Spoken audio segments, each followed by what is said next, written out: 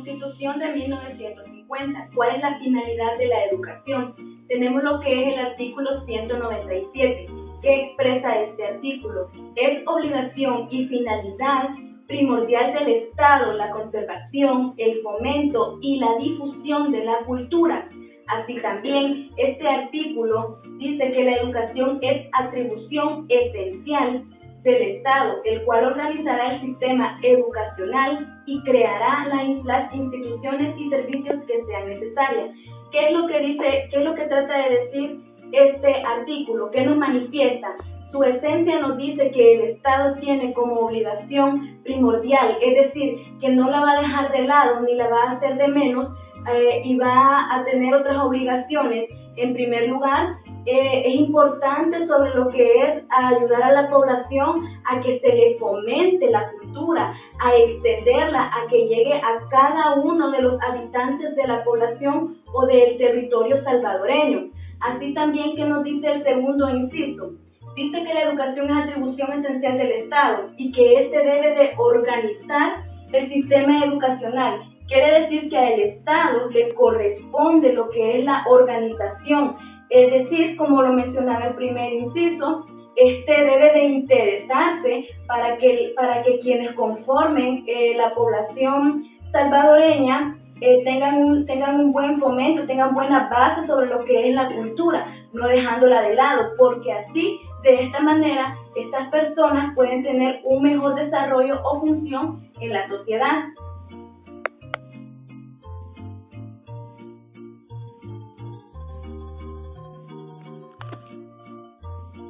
En 1939 se configuró el primer movimiento al que se denomina reforma educativa, con el objetivo de aportar nuevas orientaciones pedagógicas, de manera que superaron los tradicionales listados de puntos por enseñar. Si no se hubieran aplicado estas reformas, nunca se hubiera avanzado en la calidad de la educación, y así cada una de las reformas ha hecho un aporte significativo para la mejora de la calidad educativa en El Salvador. Reforma educativa de 1940. Durante la dictadura del general Martínez en 1938, se hace la primera reforma educativa, la que toca solo el nivel de educación primaria.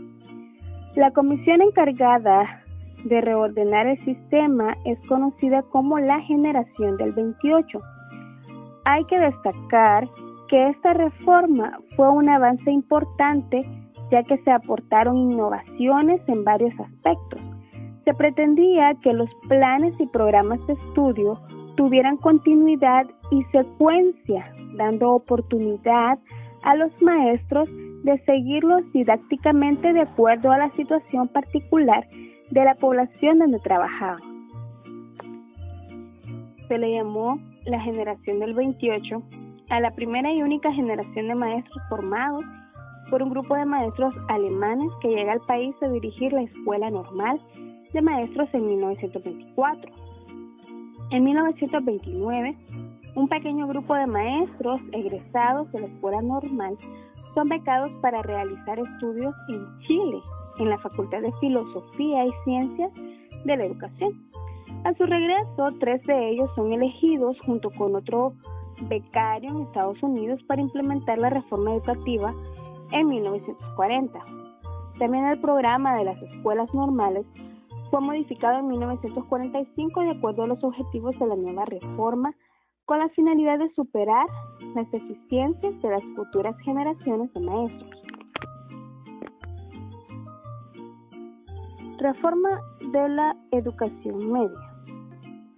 En 1945, los ministros de educación de la región realizaron la Convención de Santa Ana, donde acordaron modificar los planes y programas en todos los niveles. Definieron los fines, objetivos y propósitos comunes. Dentro de los acuerdos que se estableció que todos los niños de 7 a 14 años debían recibir educación primaria. Sería de 7 años y tendría carácter obligatorio. Se introdujo el plan básico, el que debía ser un fundamento cultural común y su duración sería de 3 años. Y una vez concluido, los alumnos podrían continuar por 2 años el bachillerato.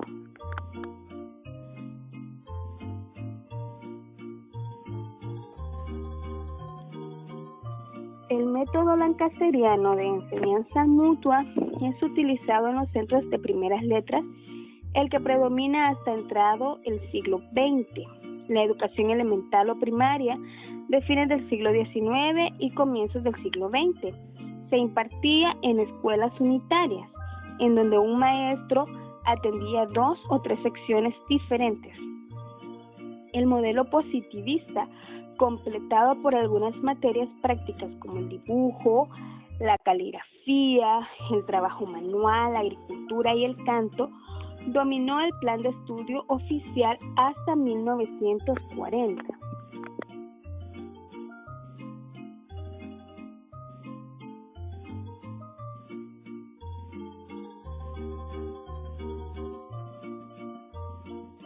Según la Constitución del año de 1950, el pensamiento pedagógico estaba relacionado con algunos artículos de la Constitución de dicho año. En el primero tenemos el artículo 198, que dice que la educación debe tener el pleno desarrollo de la personalidad de los educandos para que estos aporten a la sociedad una cooperación constructiva, tomando en cuenta 3 puntos. El primero, el que es inculcar el respeto sobre los derechos y deberes del hombre.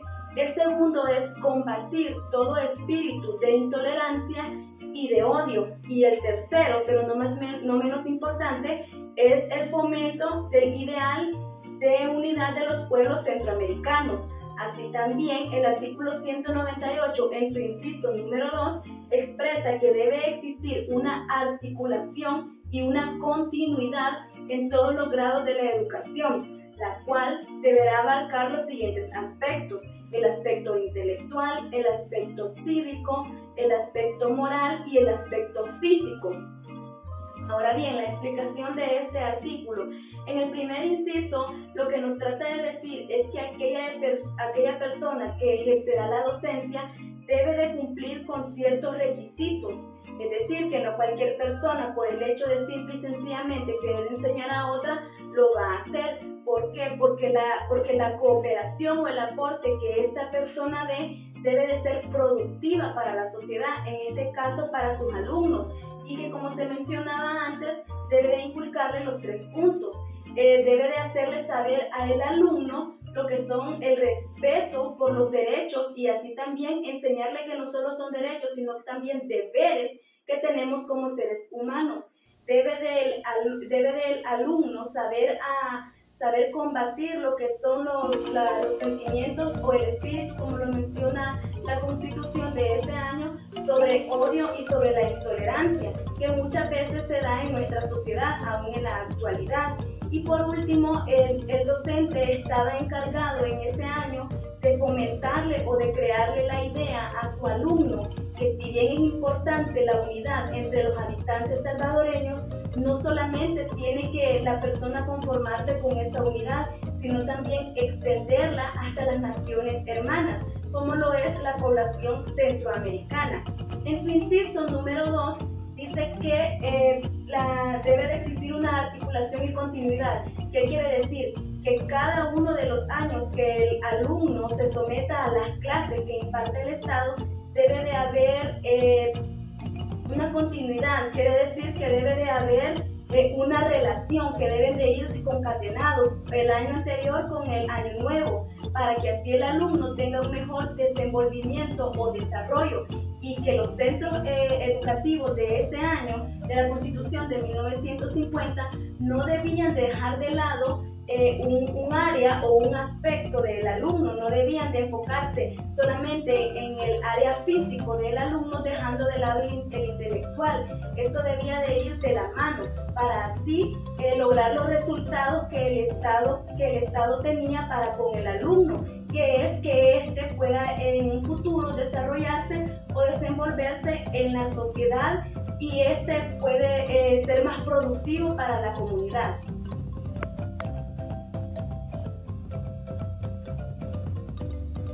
Continuando con el pensamiento pedagógico, encontramos también el artículo 199 que tiene relación con este. Este nos dice que todos los habitantes de la República tienen el derecho, así también como el deber, de recibir lo que es la educación básica. ¿Con qué propósito? Para que estos se capaciten para desempeñar consciente y eficazmente su papel como trabajador, padre de familia, ciudadanos. La educación básica incluirá la primaria. Hace mención que cuando la imparta el Estado será gratuita. Este artículo de la Constitución de 1950 lo que nos trataba de decir es que toda la persona, por el hecho de nacer en El Salvador, no importa que fuese de padres extranjeros, tenían el derecho de recibir la educación al menos básica, que ya se menciona que esta incluía la primaria. ¿Con qué objetivo? Como se ha estado mencionando anteriormente, para que al niño que reciba esta educación se le sienten bases sólidas, para que en el futuro, en la sociedad, se pueda desenvolver eficazmente, pueda cumplir su trabajo como corresponde o correctamente, porque no es lo mismo una persona que trabaja y que no tiene ningún conocimiento educativo a cómo se desenvuelve en el área de trabajo una persona que sí ha adquirido ciertos conocimientos educativos. Por eso esta Constitución hacía hincapié de que era importante que las personas recibieran algún tipo de educación, aunque fuese solamente la básica, que dice que cuando el Estado la impartiera, esta sería gratuita, para que así fuese más accesible para todos los habitantes de la República y así de esta manera poder ayudar o contribuir a la sociedad a tener mejores habitantes y para que estos se pudiesen desenvolver mejor y así lograr una mejor producción en el área de trabajo del país.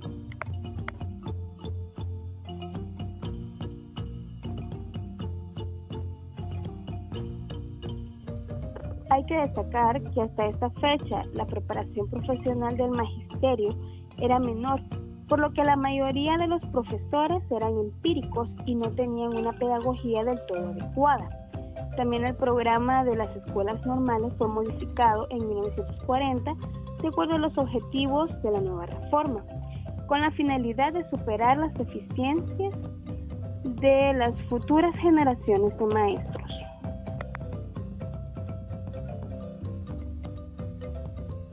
Sin embargo, para la elaboración de los planes y programas de estudio no se tomó en cuenta la realidad económica y social del país, además de que dichos programas fueron hechos a base de pura meditación. Junto a esto, las deficiencias en la formación de los maestros no podían superar en tan corto tiempo ni se podían transmitir los nuevos propósitos que la reforma pretendía alcanzar. Por otro lado, las asignaturas estaban tan cargadas de horas que los maestros no tenían el tiempo suficiente para preparar sus clases. Durante el gobierno del Consejo Revolucionario en 1948 a 1950 se hicieron mejoras. El doctor Reinaldo Galindo Pou, integrante del Consejo Revolucionario, asumió el Ministerio de Cultura y mejoró el ámbito educativo. Entre estos cambios destacan la construcción del edificio escolar, la creación de escuelas experimentales con nuevas metodologías, se crea la Escuela de Trabajo Social, la Escuela Normal Superior y se refuerzan las escuelas normales de Iztacalco y Suchitoto. Con relación a los programas de alfabetización de adultos, se intentaba darle un carácter sistemático y brindar a los adultos los conocimientos de la educación fundamental. En ese periodo, los índices de analfabetismo eran bastante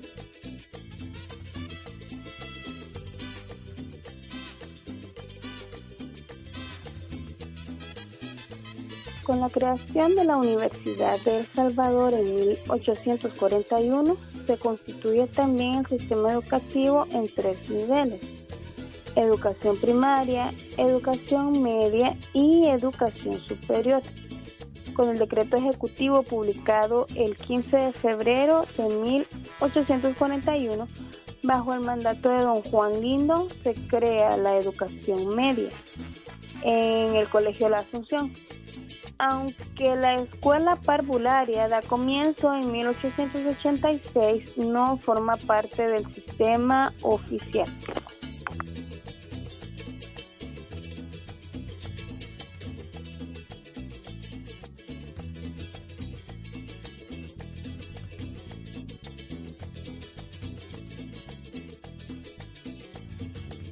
Las reformas educativas que hemos tenido en El Salvador se han realizado con buenas intenciones de mejorar la calidad educativa de nuestros habitantes. El problema por el cual algunas de ellas no han sido sostenibles en el tiempo se debe a que cada gobierno tiene diferentes enfoques, prioridades y aún complica más que tengan diferentes ideologías. En El Salvador hemos visto un poco de todo esto, desde cuando se iniciaron las primeras escuelas hasta la actualidad.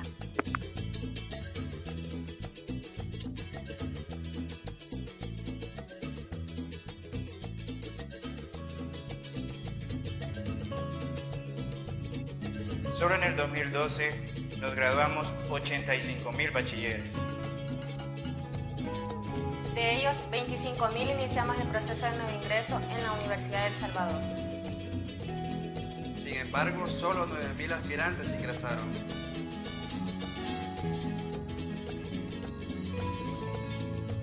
Es decir, que solo 1 de cada 10 jóvenes accedieron a la educación superior pública. ¿Y los demás?